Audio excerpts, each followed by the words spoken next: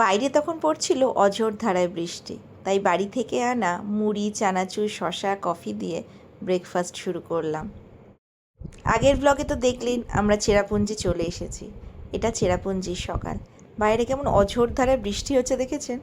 মেঘের দেশে এসেছি বটে, এখানে তো বৃষ্টিপাত এমনিতেই বেশি। তবে এই বৃষ্টি, এই পরিষ্কার, এই রকমই এখানকার ওয়েদার। তো এখন বেশ বৃষ্টি হচ্ছে বেশ, এবং কেন জানি না এই বৃষ্টিটাকে বড় ভালোবাসতে ইচ্ছা করছে। তারপর বলুন, সবাই কেমন আছেন? আমরা ভালো আছি, আশা করি আপনারাও সবাই খুব ভালো আছেন। এই যে বেরোবার সময় দেখলাম বৃষ্টিটা কমে গেছে, তো সবাই মালপত্র আমরা যে যার গাড়িতে তুলে নিচ্ছি, আর এই সবাই সাজগোজ করেছে মোটামুটি। আসলে বেড়াতে যাওয়ার দিনগুলো যত এগোয় একটা একটা করে, তত সাজগোজ এবং ফটো তোলার এনার্জি দুটোই ভীষণ কমতে থাকে। আর এই মোটামুটি আমার লুক। তো আমরাও বেড়াবার প্রায় শেষের দিকে, আর দুদিন মাত্র বাকি আছে, তাই কোথাও না কোথাও এনার্জিতে একটু তো ঘাটতি পড়েছেই বটে। আর এই দেখুন, মেঘকে সঙ্গে নিয়ে মেঘের মধ্যে দিয়ে আমরা কিন্তু এগিয়ে চলেছি। এই জায়গাটাতে আমরা ব্রেকফাস্ট সারবো। এই দৃশ্যটা এত ভালো লাগলো যে একটু ক্যাপচার করেই রাখলাম। চলুন এবার একটু খাই। এখানে আমি একটা নিয়েছি বাটার রোস্টেড দোসা, আর মেয়ে নিয়েছে একটা বাটার চিজ দোসা। এখানে কিন্তু বিভিন্ন টাইপের এই সাউথ ইন্ডিয়ান ফুডগুলো পাওয়া যায়, এবং দোসা এখানকার মাস্ট আইটেম, এবং এত টেস্টি এবং এত সুন্দর, এবং একদম অথেন্টিক কিন্তু দোসাগুলো, মানে একদম অন্যরকম স্বাদ পাবেন না। আমি আগেরবার উটিতে গিয়ে যেমন স্বাদ পেয়েছি এখানে কিন্তু সেরকমই পেলাম। তো রাস্তায় ওয়াকাবা বলে একটা ওয়াটারফলস পড়ে, কিন্তু এত বৃষ্টি হচ্ছিল আর কুয়াশার জন্য ফলসটা কিছুই দেখতে পাওয়া যায়নি। তাই আমরা একজন একটা 20 টাকা দিয়ে টিকিট কেটে ওই ভেতরে গেছি, কিন্তু যেটা দেখেছি সেটা আপনাদেরকেও দেখাই। দেখবার মতো যদিও কিছু না, দেখতে পাচ্ছেন তো চারিদিকটা কেমন কুয়াশা, এবং বৃষ্টিও পড়ছে একটু করে। এই যে কিছুই কিন্তু ফলসটা আমরা দেখতে পাইনি, কিন্তু যাই হোক জায়গাটা তো আসলাম, এখানেই সেটা আছে, এটা ভেবেই এই ছবিটা কিন্তু তুলে রাখলাম। এখানে আর একদম বেশি সময় নষ্ট করিনি। জায়গাটা দেখুন কি সুন্দর, একেবারেই একটা মালভূমি অঞ্চল। চেরাপুঞ্জিকে পৃথিবীর অন্যতম আর্দ্র স্থান হিসাবে গণ্য করা হয়, যদিও বর্তমানে সবচেয়ে বেশি বৃষ্টিপাতের রেকর্ড পার্শ্ববর্তী শহর মৌসিনরামের দখলে। তবুও চেরাপুঞ্জিতে বছরে প্রায় 450-এরও বেশি বৃষ্টিপাত হয়। গতকালই আমাদের এই যেখানে আসলাম সেখানে আসার কথা ছিল, তো এই জায়গাটা আমরা বাদ দিয়ে গেছিলাম, কারণ একদিনে অত কিছু না ভালো করে দেখা যায় না, ছুটে ছুটে তো সব কিছু দেখা যায় না। আর একটা ব্যাপার কি, এখন ফটো তোলার একটা বড় জায়গা আছে, তো সেখানে সময় যায়ই যায়। তো যাই হোক, এখানে ঢুকতে বড়দের 100 টাকা করে টিকিট লাগে, আর ছোটোদের 50 টাকা করে। বিশাল লাইন, বোঝাই যাচ্ছে এখানে প্রচুর মানুষজন এসছে, এবং ছাতা মাথায় দিয়েই কিন্তু সবাই লাইনে দাঁড়িয়েছে। খুব বেশি কিন্তু বৃষ্টিপাত হচ্ছিল না। জায়গাটা হচ্ছে গার্ডেন অফ কেভস। এখানে কিন্তু 12টা বিভিন্ন রকমের আইটেম আছে, কোনোটা ওয়াটারফলস, কোনোটা জীবাশ্ম, কোনোটা বাঁশের সেতু, এই যে এরকম। তো কোনোটা আবার গুহাও আছে, প্রাকৃতিক গুহা। তো এই রকম 12টা স্পট আছে, যেটা একটা জায়গার মধ্যে রয়েছে। এই যে আমরা সবাই হালকা করে একটু রেনকোট পরে নিয়েছি, এবং রেনকোটগুলো একেবারেই প্লাস্টিকের, কারণ ওপর থেকে না জল পড়ছে, বৃষ্টির থেকে ওই জল পড়াটা একটু ডিস্টার্বিং। কিন্তু এখানকার পরিবেশটাই ওরকম, যেখানে সেখান থেকে আপনার গায়ে আপনি জল পাবেনই পাবেন। তো ওই জন্য বেশিরভাগ মানুষকেই দেখবেন এখানে রেনকোট পরে এসেছে। চলুন আগে আগে যাই আর দেখি কি কি ধরনের প্রাকৃতিক সৌন্দর্য আমাদের জন্য অপেক্ষা করে রয়েছে। চলুন যাই তাহলে। বাহ, জানেন তো জিনিসগুলো প্রত্যেকটাই খুব সুন্দর, কিন্তু মুশকিলটা কি হয়, এত মানুষের ভিড় থাকে তখন একটা সুন্দর জিনিসও না ভীষণ বাজে দেখতে লাগে। ঠিক এই মুহূর্তে আমার দাঁড়িয়ে সেটাই মনে হচ্ছিল। আর কিছু মানুষ কোনো একটা স্পট পেয়ে সেখানে রিল বানাবে, ছবি তুলবে, সেই ছবি পছন্দ হলে আবার ছবি চেঞ্জ করে আবার তুলবে। তো এই করতে এক একটা জায়গায় না বেশ খানিকক্ষণ দাঁড়িয়ে থাকতে হয়, ভিড় হয়ে যায় অযথা। তো যাই হোক, সবাইকে ঠেলে ঠুলে সামনে এগিয়ে 2-3টে ছবি তুলে আমরা আবার পরবর্তী স্পটে গেলাম। এই রকমই কিন্তু প্রত্যেকটা স্পট আছে, খুব সুন্দর, এবং সত্যি কথা বলতে ফটো তোলবার মতোই বটে। তো বেবোকেও এখানে পড়ানো হয়েছে, বেবোর একটু শরীরটা খারাপ, একটু কালকে রাতে জ্বর এসেছিলো, তো ওকে ওর বাবা একদম পুরো মুড়িয়ে দিয়েছে। চলুন সামনে সামনে এগোই, দেখি কী কী আর জিনিসপত্র রয়েছে যেটা দেখবো আমরা।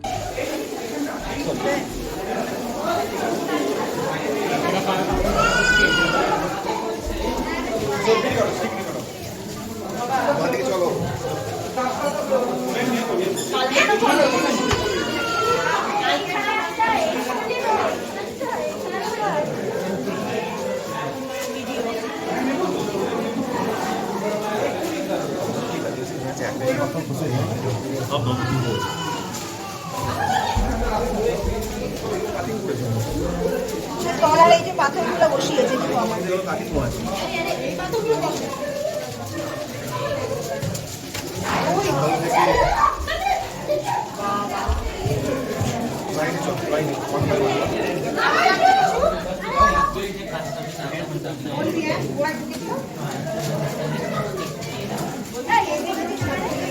পায়ের দিকে টাকা পায়ের দিকে টাকা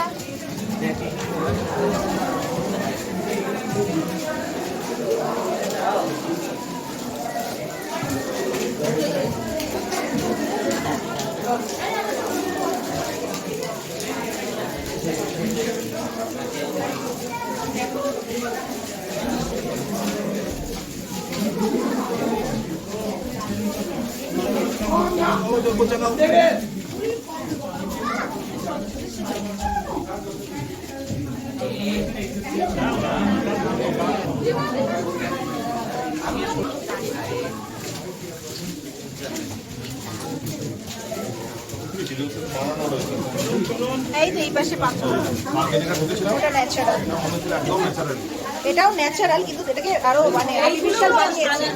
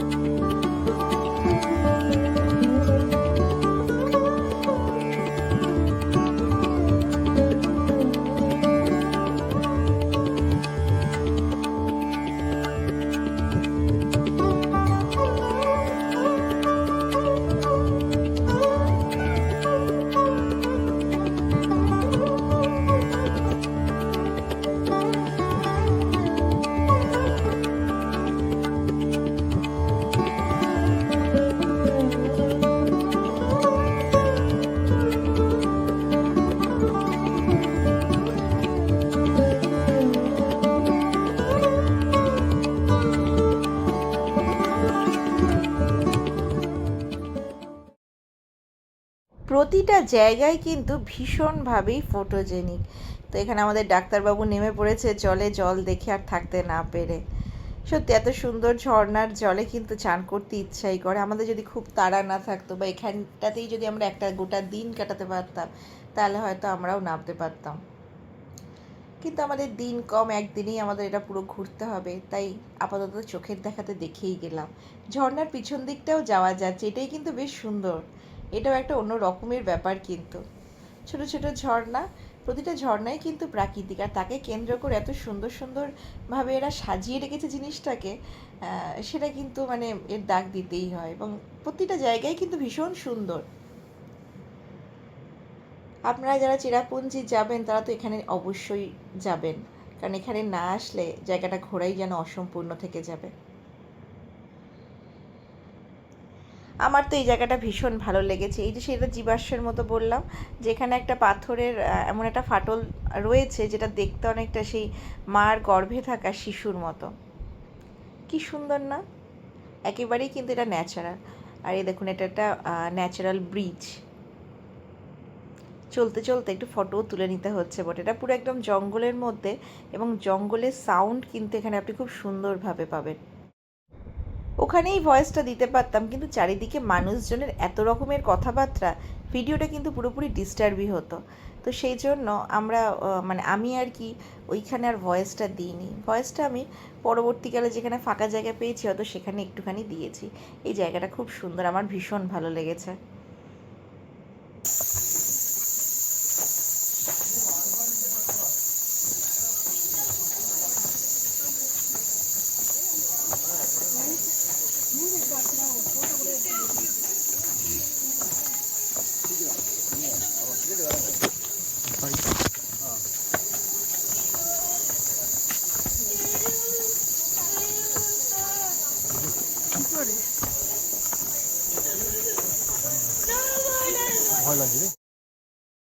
এই দেখুন, এখানেও কিন্তু পাথরের ফাটলে জল পড়ে একটা হার্ট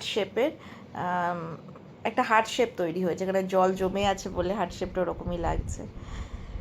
এখানেও দেখলাম লোকে প্রচুর পয়সা ফেলেছে। এটা ন্যাচারাল একটা জিনিস, সেটাও দেখতে আসে অনেকে লোকে। আর এই ভিউটা শুধু দেখুন, এত অপূর্ব, চোখ যেন জুড়িয়ে যাচ্ছে। যত দূর চোখ যাচ্ছে এই সবুজ পাহাড়, আর বর্ষাতে তা যেন আরও ঘন সবুজ রূপ নিয়েছে। আমি তো বেশ খানিকক্ষণ তাকিয়ে দেখলাম, আর ওই খণ্ড খণ্ড মেঘগুলোকে আরও বেশি করে ভালোবাসতে ইচ্ছা করলো। কিন্তু থাক, মেঘ আসলে যেটা হয়, ঘোড়াটা একটু হলেও এদিক ওদিক হয়ে যায়। মেঘলা আকাশ, সেটা কিন্তু মেনে নিতে অসুবিধা হয় না।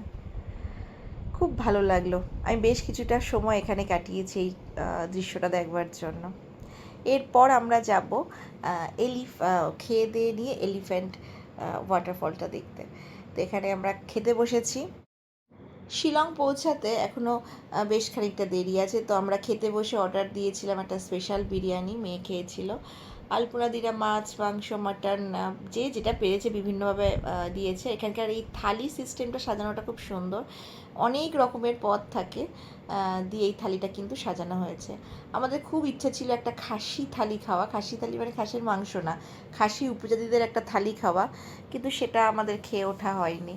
আর এইখানে যেখানে খাচ্ছিলাম সেখানের মানে যে ম্যানেজার ভদ্রলোক ছিলেন, উনি আবার বাংলা কতটা ভালো বোঝেন। তো উনি আমাদের বিভিন্ন জিনিস সাজেস্ট করলেন, সেই অনুযায়ী কিন্তু আমরা খাবার চুজ করেছি।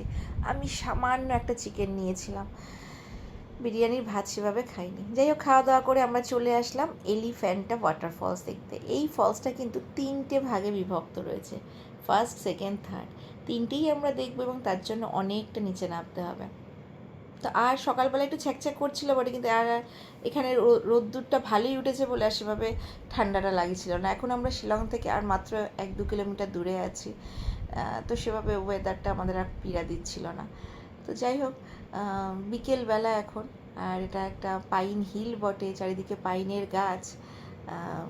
এই বাচ্চাটা আমার ক্যামেরা দেখে হেসে উঠলো, তাই ওকে একটু ক্যামেরা ক্যাপচার করে নিলাম।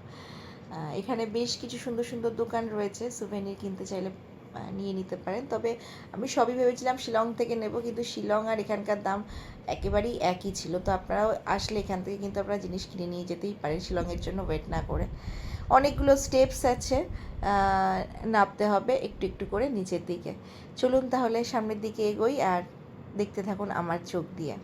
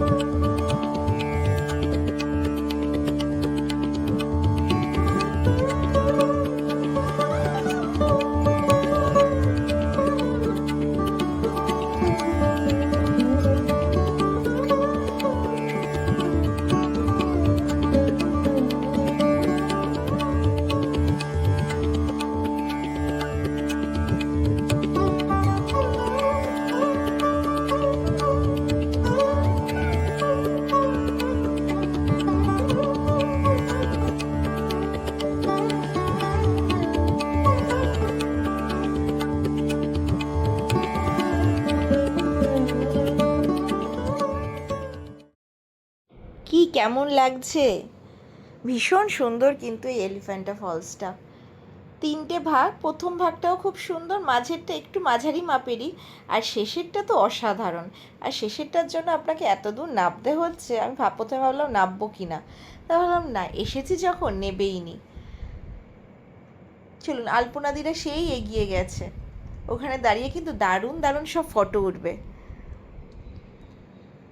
চলুন সামনে এগিয়ে যাই, ওখান থেকে গিয়ে সামনের ভিউটা আপনাদেরকে একবার দেখাই, তাহলে বুঝবেন জিনিসটা কতটা সুন্দর। বেবোর সাথে আমরাও দারুণ পোজ দিয়ে ছবি তুললাম, অসাধারণ সুন্দর এটা। উপরে নামার সময় আমরা দেখেছি ওখানে উপজাতিদের ড্রেস পরে ছবি তুলছে, তো আমরাও তুলবো ভাবলাম।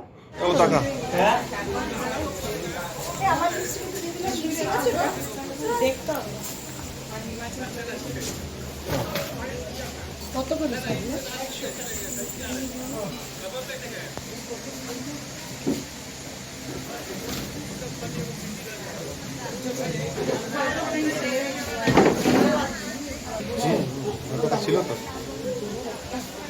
মাকে দিয়ে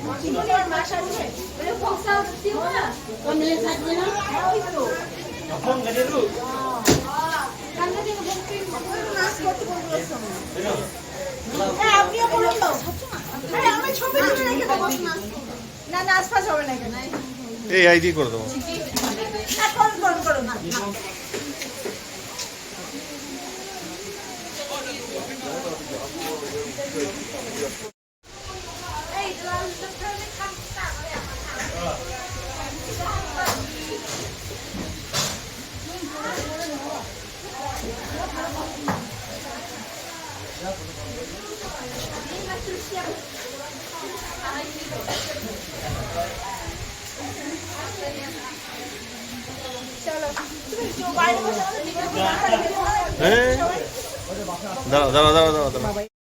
এই যে এই হচ্ছে আমাদের এক একজনের এইরকম লুক এসেছিল, বলুন তো কেমন লাগছে। খুব মজা করে আমরা এখানে ছবি তুলেছি, ভিডিও করেছি। চলুন এরপর আমরা পরবর্তী জায়গাতে যাব। এখানে বেবো আর মেয়ে একটু দোলনা চড়ে নিচ্ছে, এখানে পার্ক মতোও আছে, বাচ্চাদের জন্য কিন্তু বেশ ভালো। আর আমিও আমার কর্তা মিলেও একটু কুচকুচ করে নিলাম আর কি। এই জিনিসগুলো তো চট করে পাই না, আর এখানে আমরা এগুলো চললে কেউ জাজও করবে না। যাই হোক, ভালোই এনজয় করলাম জায়গাটা। এবার শিলং ফিরে যাব। সন্ধ্যাবেলা আমরা সবাই শিলং মার্কেটে এসেছি, যেটাকে বলে পুলিশ বাজার। একটু গেট আপ চেঞ্জ করেছি। চলুন বাজারটা একটু ঘুরি, টুকটাক কেনাকাটাগুলো করি।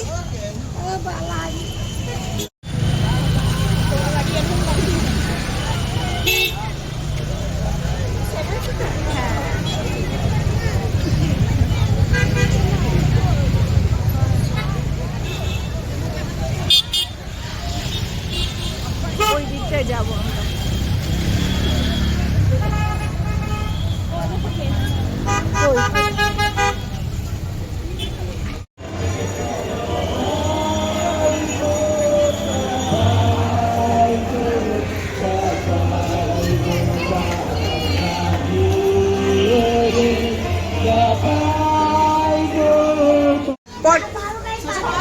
গাড়িটা দেখো, আমরা কলকাতা থেকে কিনবো বাবা। কোথায় বসছো? ভিনটেজ কার, দারুণ হয়েছে। বেবোটা চলে চলে, বেবোটা চলে। শিলংয়ে তো টুকটাক মার্কেটিং করলাম। আজকের আলপনাদি আমাদেরকে কি বলবো, আলপনাদির জন্মদিন উপলক্ষে খাওয়াবে, তাই জন্য সবাই মিলে আমরা যে রেস্টুরেন্টে এসেছি, রেস্টুরেন্টের খাবার খেতে। আর একটা চাইনিজ এসেছিলো, এখানে একটা পুচকুর সাথে দেখা হচ্ছে, সে তো পুরো ডল। যাই হোক, আজকের ব্লগ এখানেই শেষ করছি। সবাই ভালো থাকবেন, সুস্থ থাকবেন। আবার কালকের গল্প নিয়ে আবার পরের ব্লগে আসছি। আজকের ব্লগ ভালো লাগলে একটা লাইক করে দেবেন, পরিবারের সাথে শেয়ার করতে ভুলবেন না। ভালো থাকবেন, নমস্কার।